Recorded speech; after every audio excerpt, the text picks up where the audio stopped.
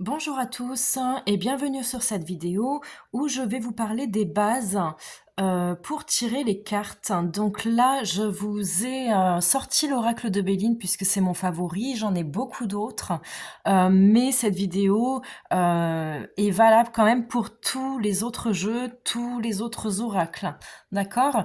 Donc les bases ici, quand on tire les cartes, ça va être en premier lieu de bien se concentrer sur la question. Il faut bien que notre demande soit claire et précise pour qu'après on puisse suivre notre question avec la réponse des cartes. Si on lit les cartes comme ça en oubliant notre question, ce qui peut nous arriver, après ça n'a plus rien à voir et on peut se tromper, on peut se perdre, on essaye de lire n'importe quoi, ça veut rien dire. Il faut vraiment toujours au moins 10 fois par seconde, par minute, je veux dire, penser à la question, penser à la question, penser à la question.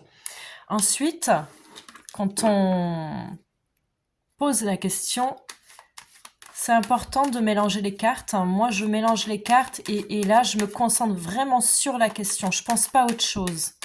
Si on me coupe pour me poser une question, si on me dérange ou quoi, je recommence, je continue à tirer jusqu'à que je suis sûre que mon esprit est clair sur cette question, que j'ai bien dit aux cartes on va bien se concentrer sur cette question. Vous voyez, il y a une carte qui a sauté.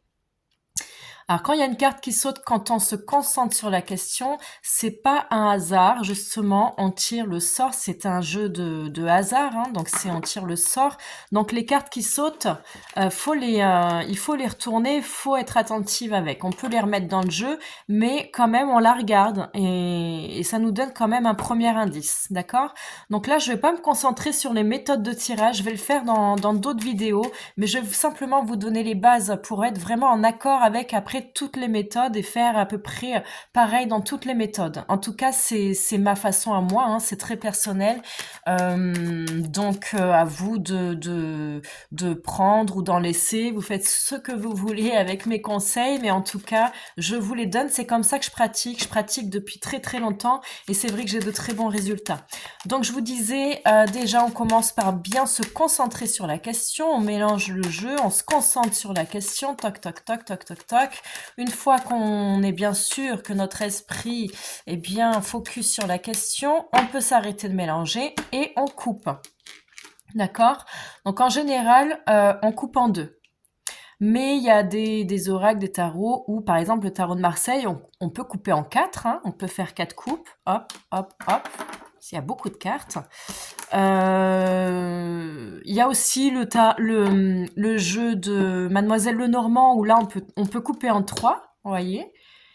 Selon celui qui a créé le jeu, hein, qui a créé ces méthodes, ils vous disent hein, si on coupe en deux, en trois, en quatre. En tout cas, bon, s'il y a beaucoup de cartes, vous pouvez couper en trois, en quatre. Pour l'oracle de Béline, on coupe en deux. Alors, il y a certaines personnes qui vont dire qu'il faut couper de la main gauche ou de la main droite. Effectivement, la main gauche, c'est le côté du cœur. Donc, quand on est dans un tirage vraiment sentimental, on sait bien de couper de la main gauche. Mais sinon, moi, personnellement, en tant que professionnel, je demande rien du tout. Je demande simplement de couper. La personne me donne déjà une information selon si elle coupe de la main gauche ou de la main droite.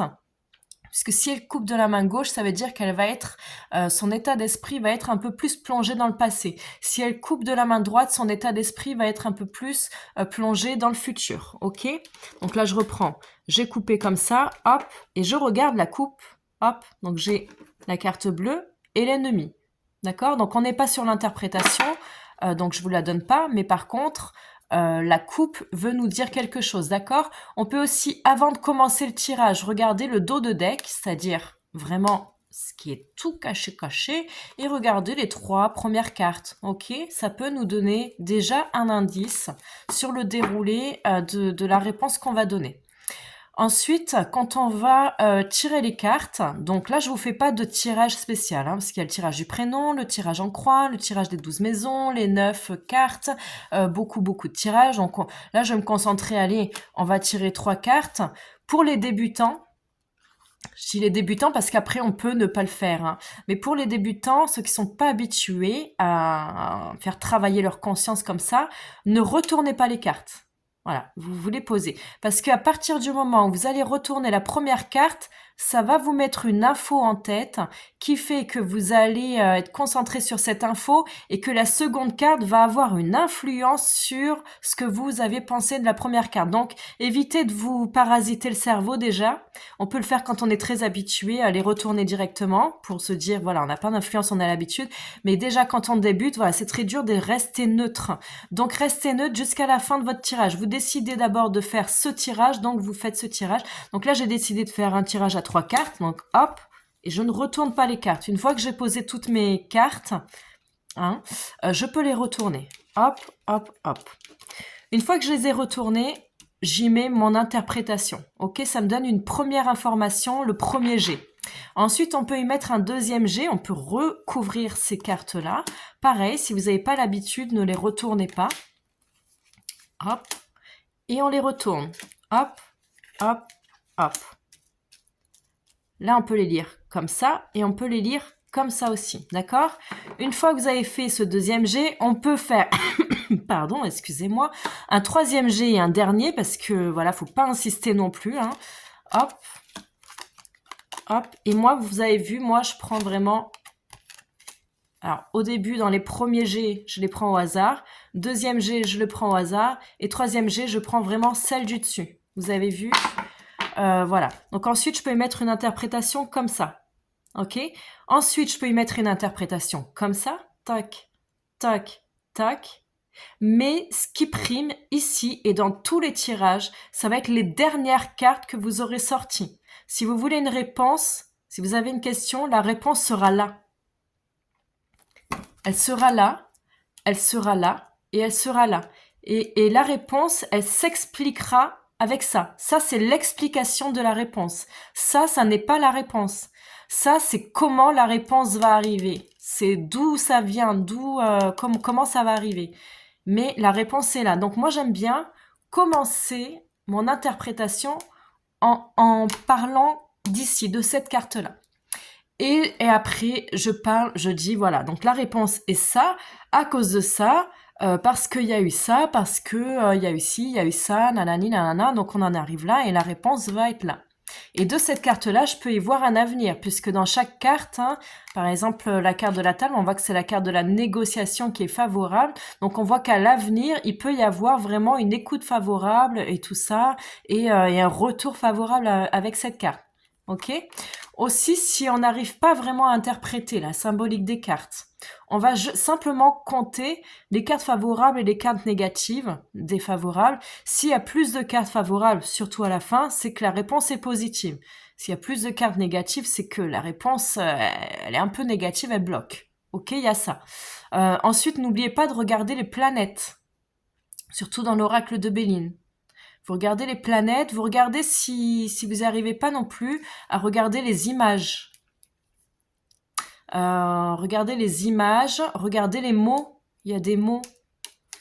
Voilà. Des fois, moi, dans le tirage, j'y comprends pas grand-chose. Alors, je me pose une question et tac, il y a un truc qui me vient dans les images. Donc, n'hésitez pas aussi, il y a la médiumnité qui vient avec l'interprétation de la voyance, de la cartomancie. Comme on fait travailler notre cerveau, notre conscient, il y a aussi l'inconscient. On va chercher quelque chose dans l'inconscient. Donc, forcément, on approche à la médiumnité et ceux qui prennent l'habitude deviennent presque médiums. On a des connexions, on a des choses qui n'ont rien à voir aussi avec les cartes, mais qui nous sautent aux yeux, un élément ou quoi. Par exemple, je me pose la question, tiens, combien d'enfants? Et top, mes yeux se posent sur cette carte, je vois le 2, donc je vais dire 2. C'est vraiment l'intuition, alors que rien ne me dit que ça va être 2 enfants, machin. Enfin, vous voyez, c'est vraiment l'intuition, et moi, en fonctionnant comme ça, par expérience, on voit que ça marche, on voit que ça a des retours vraiment exceptionnels. Ensuite, qu'est-ce que je pourrais vous dire? Je réfléchis, excusez-moi. Si on n'est pas dans l'interprétation, on est dans les bases. Oui, essayez aussi, voilà, de vous détacher. Restez vraiment neutre.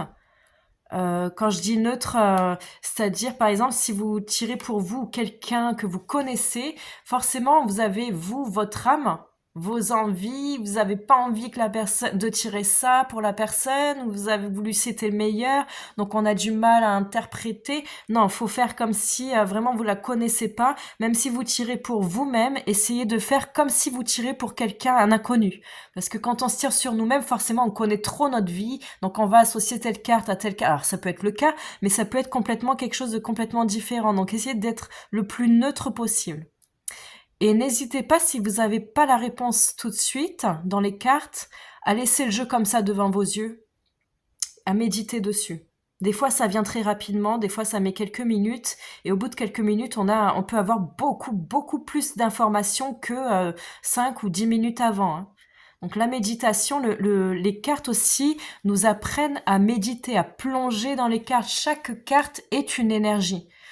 On est là, on est dans cette énergie-là, on passe à là, on passe à là, on est là à cause de ça, ou grâce à ça.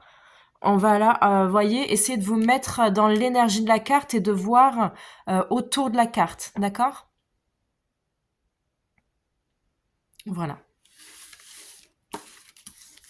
Voilà aussi, quand on tire les cartes, il y a dans tous les jeux des cartes maîtresses. Des cartes maîtresses vous parlent de domaines. Ça va être dans le tarot de Marseille, par exemple, les arcanes majeures. Mais dans le tarot de Béline aussi, il y a les 12 cartes maisons, les maisons astrologiques.